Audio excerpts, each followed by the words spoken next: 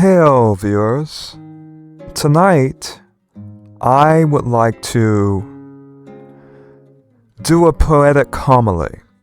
For those of you who do not know, these are Christian videos that I do that have to do with poetry to teach a moral or a lesson, often drawn from a few verses, and my poems, my homilies are so-called what one may call sermons, so to speak, have to do oftentimes with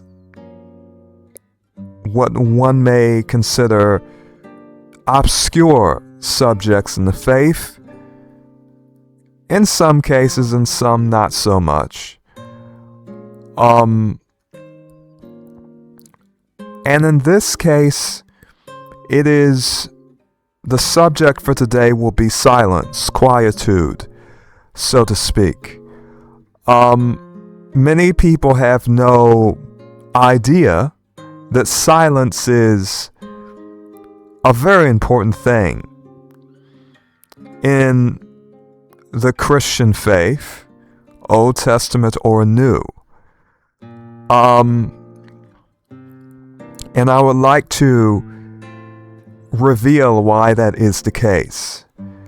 So, for many people, it is not something they talk about, and it is not very important. I, for one, have never heard any pastor or pastoress speak on the matter.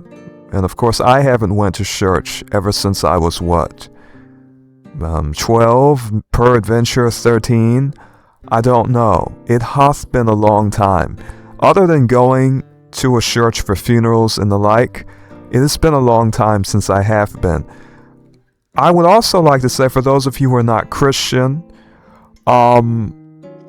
this video is, if you appreciate poetry, you may appreciate it. You may appreciate a great deal. I consider these videos to be a good deal part of a transmission of culture, so to speak.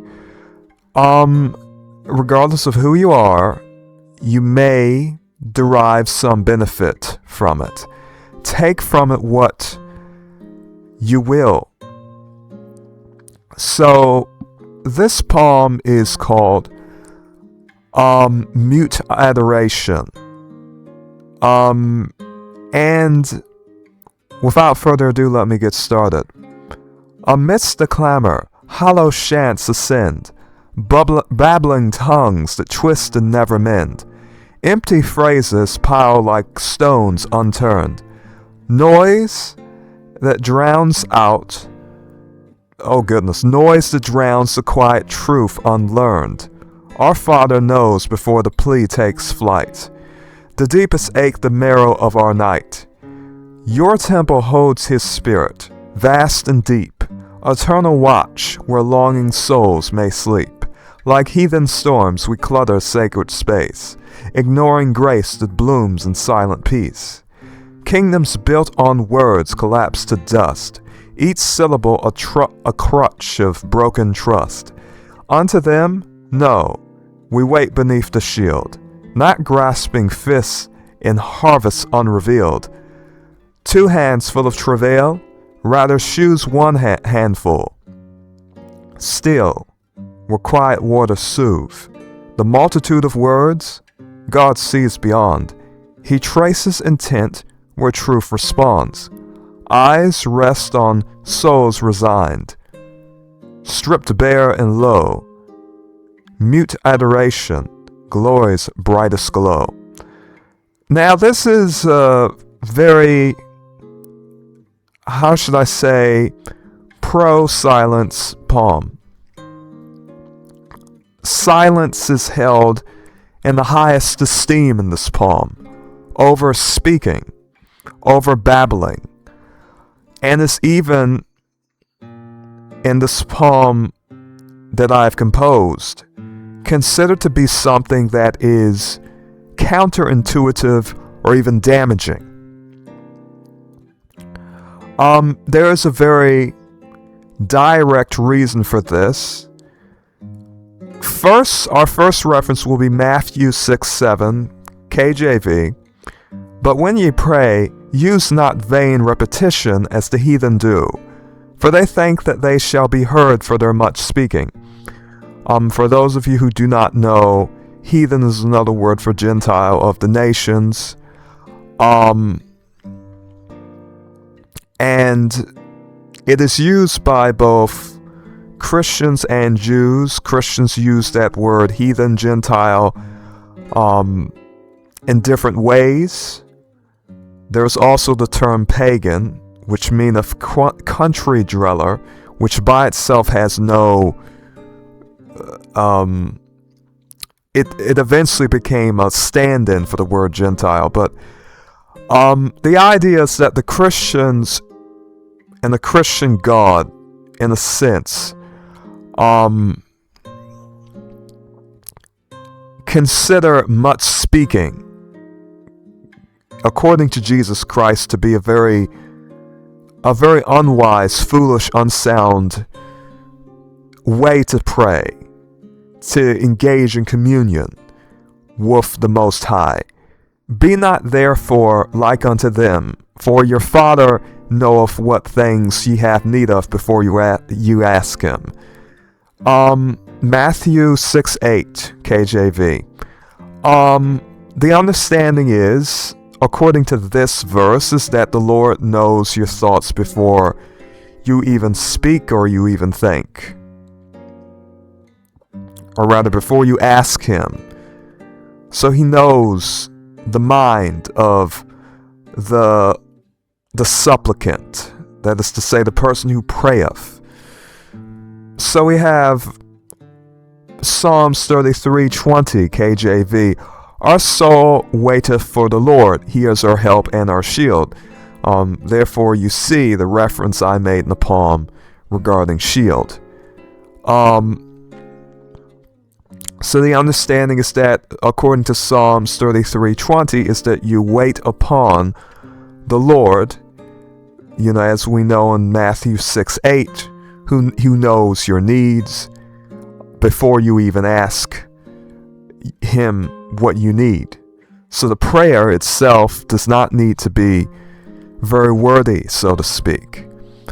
We have Psalm 65:1-2, the Message translation, which is very interesting. The Message translation translated this particular verse accurately. Many people criticize the Message translation, but interestingly enough, the Message translation would translate that particular verse better than the King James, better than many other translations. Many other translations are going to exclude the word silence from the verse. And the word silence is the whole point behind this verse, because they really want to show the value of silence in this Hebrew verse. Many people, they simply don't. They read translations that do not translate that verse accurately. So this is very revealing. Silence is praise to you, Zion dwelling God, and also obedience. You hear the prayer in it all. And this is indeed very significant, because essentially this is the Hebrew. The Hebrew is, in the literal translation, to you, silence is praise. We have Lasha, to you, Dumia, translated for you, to you or for you. And we have the next section is Dumia, silence, stillness, quiet, waiting, or repose. Repose meaneth rest. And so comes from the root word dama, to be still or to cease. And then you have tehillah, means praise, song, or adoration. So this is how important silence is. Whether you consider that silence of the mind, silence of the body, silence of the mouth, silence is essentially important regarding the contemplation and prayer to the Most High, whom we give worship to as Christians. We can find this theme in Matthew as well as the Old Testament. We have Ecclesiastes 4:6, King James translation. Better is a handful with quietness than both the hands full of travail and vexation of spirit. Vexation, of course, we know is a manner of unease, so to speak, to paraphrase that definition. Travail is hard, sort of laborious effort. So better is a handful of quietness than both hands full with travail and vexation of spirit. Quietness and what we may call silence is extremely important. Many people in our faith, and many people, they seem to be somewhat confused, or rather, they don't pay much mind to it. To them, if you talk to them about silence, they think, oh, well, that's Buddhism, or this is Hinduism, or contemplation. Contemplation is the stuff of those that meditate, or what have thee. No. Silence is something important in the Old Testament, in the New Testament.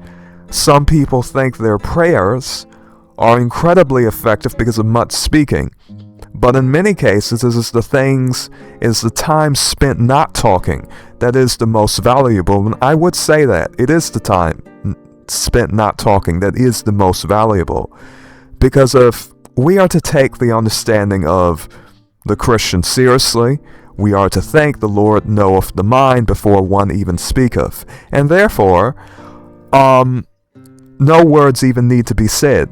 If a person hath silence, that itself is adoration, which is in a sense even more than a plea, that is to say a prayer. If it is adoration and praise, this is something you giving your time, your mind, your silence to the Lord. It is incredibly important. We have here 1 Corinthians 3:16 KJV, know ye not that ye are the temple of God, and that the Spirit of God dwelleth in you. So if the Spirit of God dwelleth in you, obviously you do not need to say anything, because He knoweth your thoughts, He knoweth your mind, He knoweth your emotions, He knoweth what you have need of. All of these things are essentially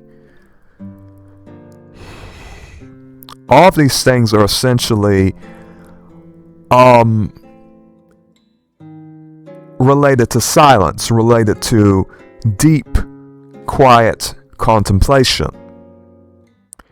A praise that needeth no words, a sacrifice not to say of words, but of attention, of attentiveness to the Spirit which dwelleth in you.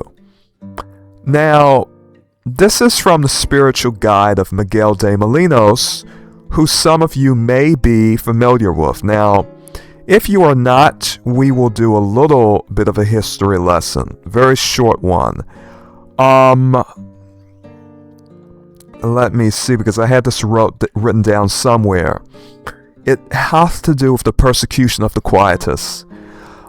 When we speak of Quietists, it is a derogatory term of persecution given unto particular Christians who were in Italy and all throughout Europe, who practiced prayer, or what we may call adoration or praise to God, and that they were silent, they were quiet, and they were very serious about being quiet.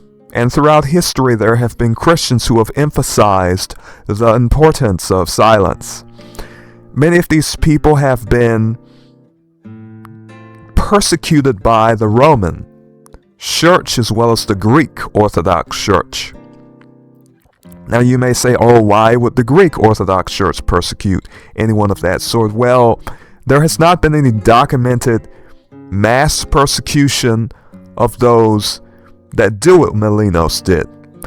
In fact, there are many Greek Orthodox people who will say, well, if the Catholic Church was wrong to persecute quietists, that is to say, particular Christians who emphasize silence, or what one may call contemplation. In the Greek Orthodox Church, there's something called hesychism that literally meaneth quietness or stillness. And so this, as we read in those verses, is biblical, has to do with the teachings that we have received. However, in the Greek Orthodox Church, there were many practices by these hesychists. They have to do with things like the Jesus prayer. They have to do with extreme mortification of the body. Things that peradventure hurt, such as whipping your own body with whips, in order to train your mind and body and do certain things to mentally condition yourself. They call it quietness, but often what they do is not quiet. In many cases, they will use prayer knots for their practices. Hesychism was created, or was part formed in the desert of Cetus in Egypt. Excuse me. And so many of these people would influence the Orthodox Church, would influence Greece and Rome, Byzantium, and the Western Roman Empire as well. Their practices oftentimes bordered upon the extreme, to the point where it was not mere silence before a God whose spirit is in us and who dwelleth in all things, spirit dwelleth in all things, as stated in Ecclesiasticus. We do have verses here, and we can take a bit of a detour and look at some of these verses and some of these references. We have things such as, for thine incorruptible spirit is in all things. This is not in Ecclesiasticus, but in the Wisdom of Solomon, 12:1, KJV. We have also the Wisdom of Solomon, 1:7. For the Spirit of the Lord filleth the world, and that which containeth all things hath knowledge of the voice. So, he hath knowledge of the voice. As Jesus said in Matthew, he hath knowledge of the thoughts. So he hath knowledge of all things, because his spirit is in all things. This is the understanding that we are to gain from this, I should think. And so, it is pertinent for us to talk about silence, because when one understandeth these verses and understandeth that silence is prayer, is praise rather, or adoration. Prayer meaneth plea meaneth petition, asking something. Silence is even more than that. Silence is prayer, praise, adoration for the Lord. Essentially, one giving one's attention to the Lord, because they understand that their man-made thoughts could never be as glorious as the direction of the Spirit that is in all things, which is the Spirit of the Lord. And so we have all of those verses. We have the Spirit of the Lord dwelleth in you. We have the Spirit of God, is his incorruptible spirit is in all things. We have that. We have God's Spirit filleth the world. So by this understanding, we can understand how he can know all things, because his Spirit is in all things. His Spirit dwells in his worshipers. His Spirit dwells in everything, in all of his creation. And in this wise, we can have a very high understanding as to why silence, that praise, adoration of silence, is so important. Because you quite literally do not need to speak. And so, for me to essentially compose this poem and say, babbling tongues they twist and never mend, It's very important. Now, when we're talking about Quietus, we're talking about a group in that was, it predated Miguel de Molinos. Miguel de Molinos would write a book called The Spiritual Guide of certain Christians. Oftentimes in those European countries,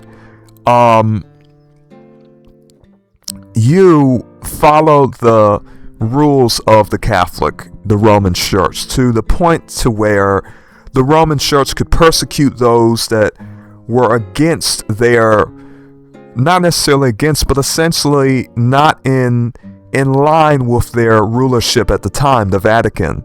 The Vatican could make all manner of rules. They could engage in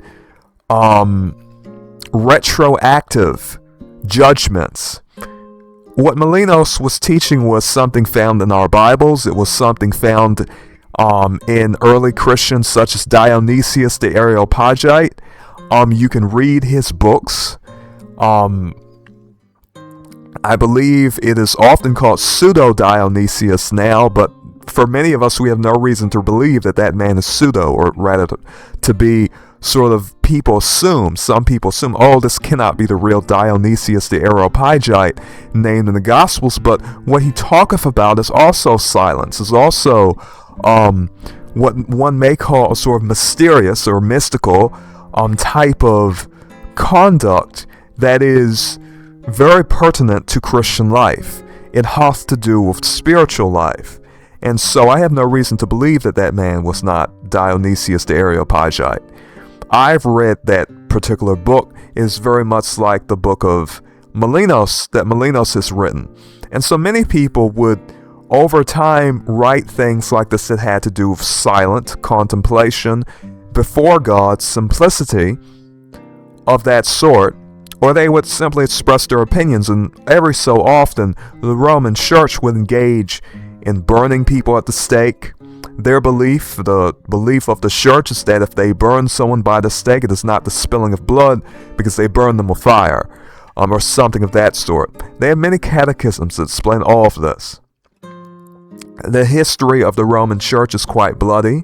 If you read the book of Jasher, if you read the Targums of the rabbis, they consider Rome to be Edom, that is to say, to descend from Esau. And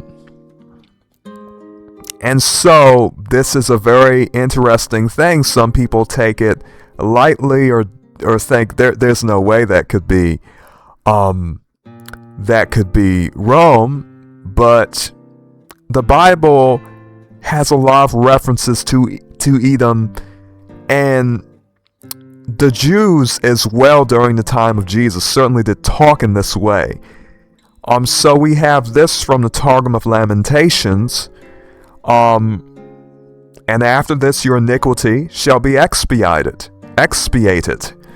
Congregation of Zion, and you shall be delivered at the hands of the King Messiah, and Elijah the high priest, and the Lord shall no longer keep you in exile, and at that time he shall requite your iniquity, wicked Rome, that is built in Italy, and is full of the sons of Edom.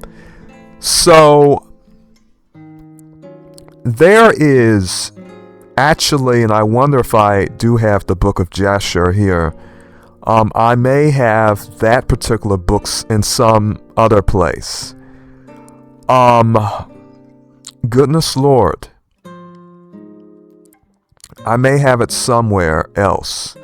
This has to do with verses regarding the Ten Commandments, actually. But anyhow, I dare say, I cannot really, I have it in another document, I'm sure, actually. I'm pretty sure of that. But anyhow, I will have to look for that. Maybe next time I'll talk about it. There's something in the book of Jasher. And of course, I'm not talking about the book of Jasher mentioned, but in the Bible. But there is a book that's called the book of Jasher that is by the same name. It has some historical accounts And there is a lot of connection between Rome. I mean, many people consider it Edom. That is how serious it is. So you have the Roman Church, you have the Vatican, that was established by essentially the Emperor Constantine.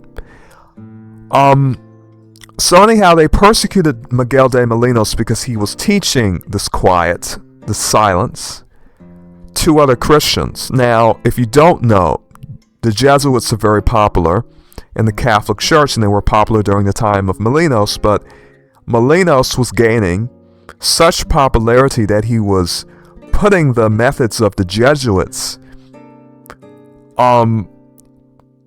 not necessarily under scrutiny, but his teaching of silence, which is a teaching of the Bible, silence is praise to you, God of Zion, or what have thee. Because he was teaching this, the Catholic Church decided to put him on trial, especially at the behest of the Jesuits, who felt as though the Jesuits would teach very extreme meditation, such as visualizing hell, imagining the senses, the taste, the smell of hell, and burning in fire. They would tell their people to do this and essentially very heavily condition their mind with images of hell. And they would tell them to do these things.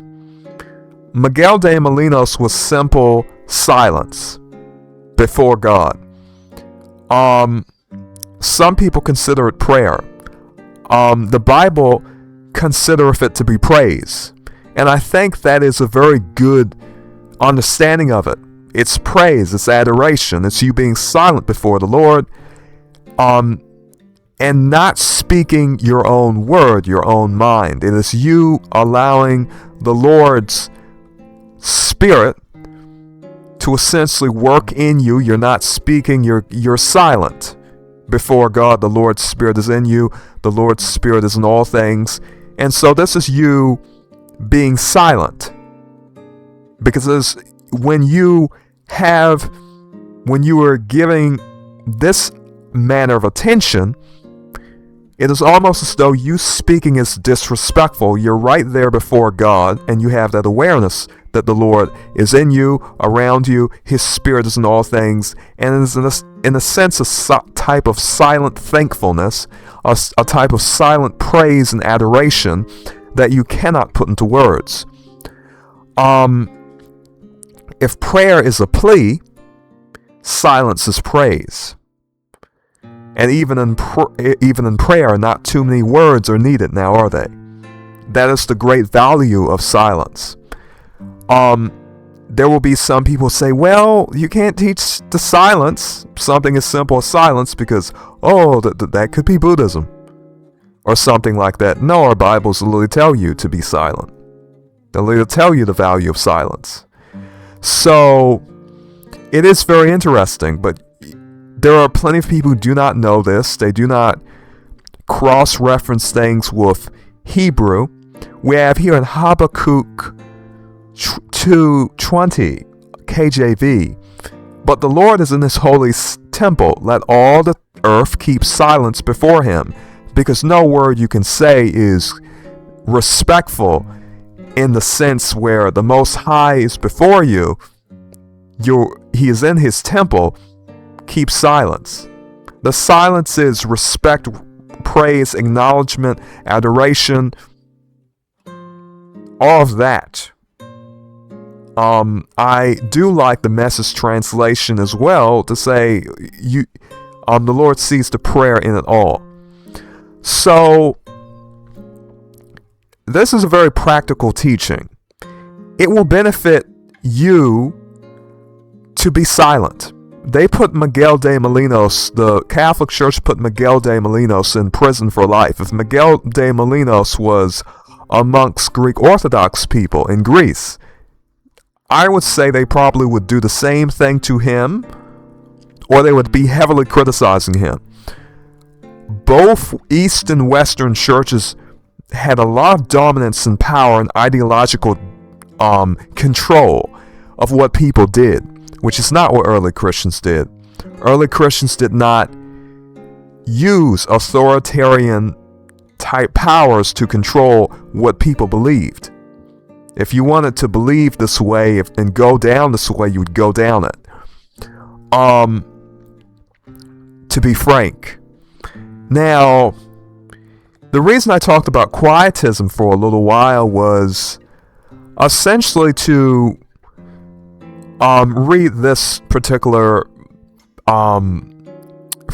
quotation from the book of Miguel de Molinos, The Spiritual Guide. God hath no regard to the multitude of words, but to the purity of the intent. His greatest content and glory at the time is to see the soul in silence, desirous, humble, quiet, and resigned. So, this is a very Bible-focused quote. It's different than what the Jesuits taught in their extreme meditation of teaching people to go and imagine hell, or the Greek Orthodox Church teaching people to say the so-called Jesus prayer, where they say, Lord have mercy, Lord have mercy, Lord have mercy, Christ have mercy, Christ have mercy. They will say, Kyrie eleison. You can sing it too, but that's different. They would pray and say, Christ have mercy over and over again. They still do that and count prayer knots. So, Jesus Christ doth say, do not use vain repetitions when you pray. The Greek Orthodox Church taught to do this. Jesus saith, that is what the heathen do, that's what the Gentile doeth, for they think that they shall be heard for their much speaking. So, Miguel de Molinos, who was persecuted by the Catholic Church, is actually being more true to verses than his opponents, his ideological opponents were. The literal translation of the Hebrew, to you, silence is praise. So there's reason to be silent. There's reason to trust the Lord in regard to his understanding of your intent. Be therefore not like unto them. Be not ye therefore like unto them, for your Father knoweth what things ye have need of before ye ask him. So this is very simplistic. It's very obvious. If you believe in a God who knoweth your thoughts, who knoweth your mind, who knoweth what you will say, obviously he can understand what you need. And so, do you even need to speak? No, you do not need to speak. And this is very controversial. Oh, I do not need to speak? No, because the Lord knows your thoughts and your mind. If you speak, you do not need to say much. If you think, you do not need to even think that much. Because the understanding is the Lord knows your thoughts, your mind. He has knowledge of the voice. His spirit is in all things, as read in the apocryphal book of Wisdom of Solomon, which I take very seriously. It was in the 1611 King James Bible. It was kept and preserved, and I use it. And to me, this is something I believe in, and so I often reference it. For thine incorruptible spirit is in all things, for the Spirit of the Lord filleth the world, and that which containeth all things hath knowledge of the voice, which maketh sense. Of course he hath knowledge of the voice of its Spirit is in thee, indwelling in thee, and in all things. Of course he hath knowledge of the voice. Of course he hath knowledge of the mental discourse, as well as the physical discourse. He understandeth it all, because the Spirit is in all things. This is our understanding. So, by going to these verses, one by one, we can gain a further understanding of Scripture and understand things practically. I do like the format of poetry to begin something, because it really doth allow us to go at length. Now let's talk about the value of silence and discipline. If you are going to do all of these things, first let's read Isaiah 9:6. For unto us a child is born, unto us a son is given, and the government shall be upon his shoulder, and his name shall be called Wonderful, Counselor, the mighty God, the everlasting Father, the Prince of Peace. Peace has to do with silence. If you do not have silence, you won't have peace. If not peace, silence outside of you, silence in you. Your voice. At many periods of time should not be used. Your mind should be in a state of peace. Your body and mind should be in a state of peace at the very least. The discipline that Jesus Christ directs us is very heavy, very extreme, very unorthodox in comparison to the Old Testament.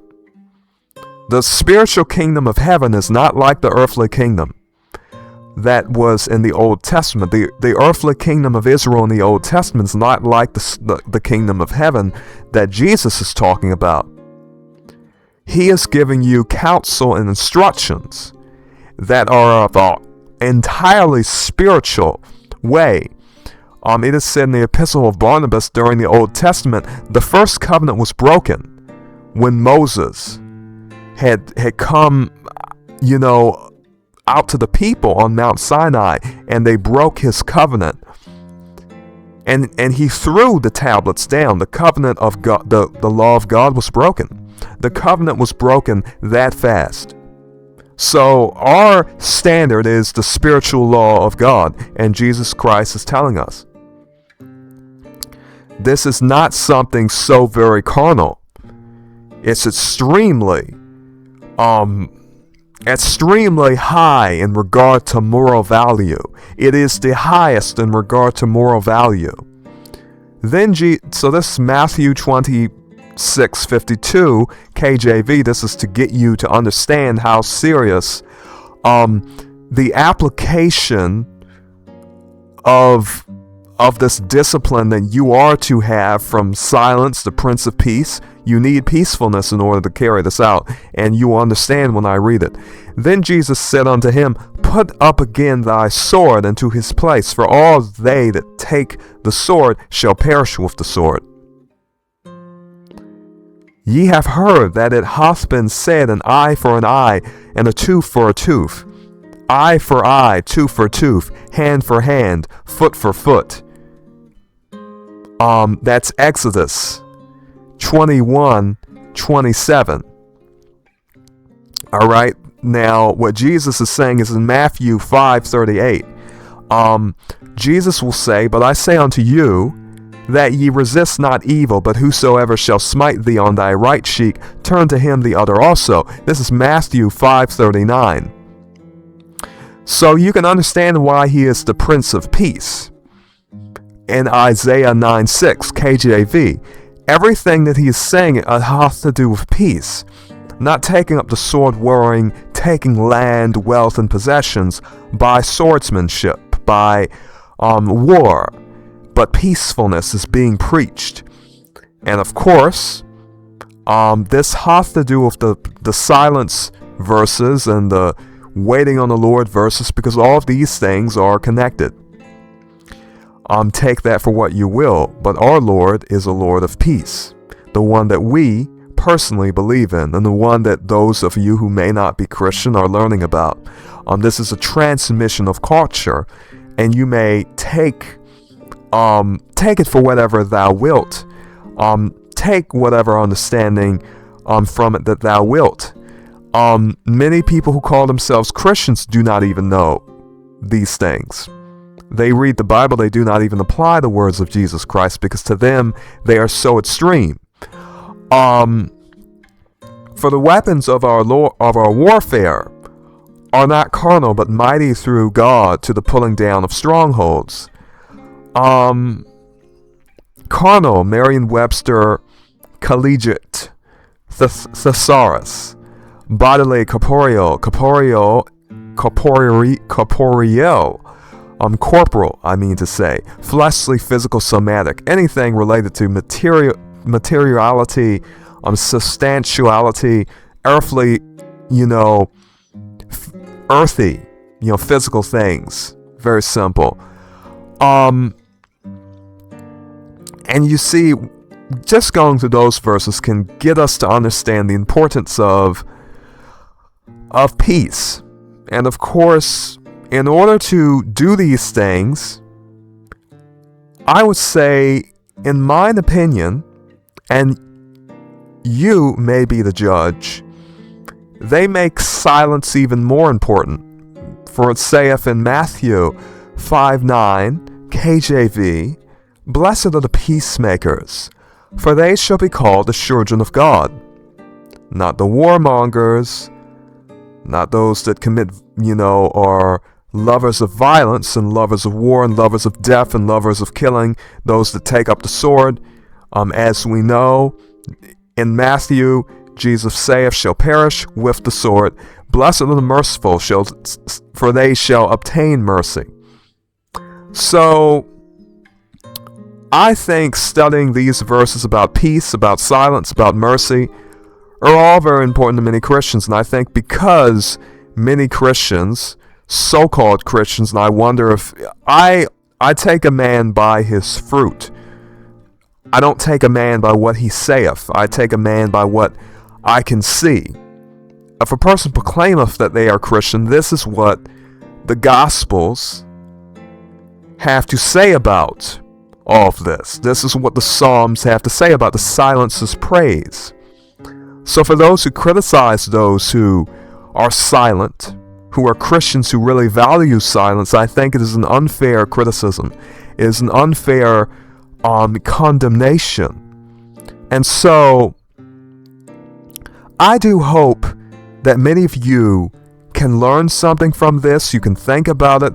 I hope this has been invigorating to you, and that you can benefit from it. This was a bit different. I do these poetic homilies at times, and I think I may do more depending on my creative output. Anyhow, good viewers, this was enjoyable. May you be blessed, and farewell.